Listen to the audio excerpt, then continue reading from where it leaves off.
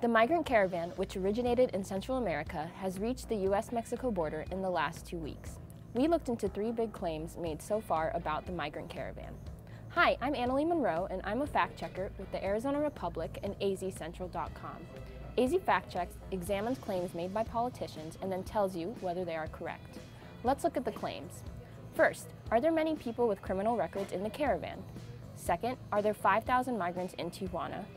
And lastly, do migrants have to go through a legal port of entry to gain asylum?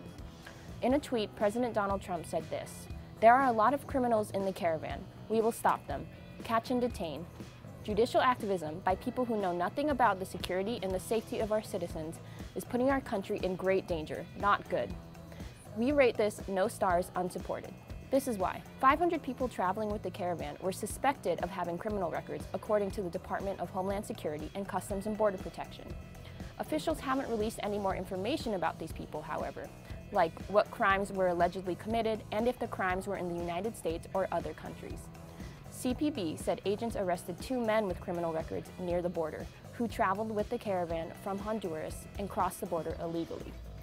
But no other news or official reports have come out of the CPB or the administration to elaborate on the claim. A handful of arrests at the border is not sufficient to conclude that many people with criminal records are traveling with the caravan, which numbers in the thousands. PBS NewsHour said that there are 5,000 migrants in Tijuana, Mexico. The migrants are waiting to apply for asylum at the San Ysidro port of entry, which sits in between Tijuana and San Diego. We rate this 4 stars, true. The mayor of Tijuana confirmed this number in a press conference and declared that his city had a humanitarian crisis.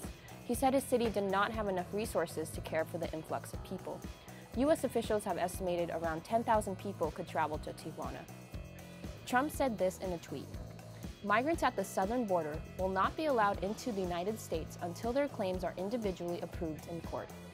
We only will allow those who come into our country legally.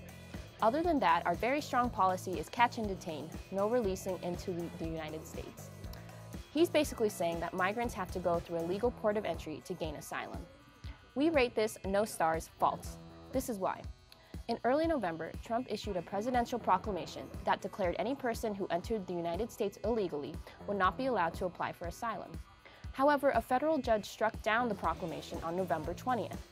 According to the 1965 Immigration and Nationality Act, any foreign person who is physically on American soil can declare asylum, even if they did not enter the country legally.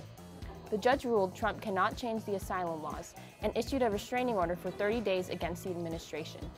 The case will be heard again in mid-December. For now, however, the asylum laws remain in place. Migrants do not need to enter legally to apply for asylum. For a more in-depth look at these claims and others, go to azcentral.com.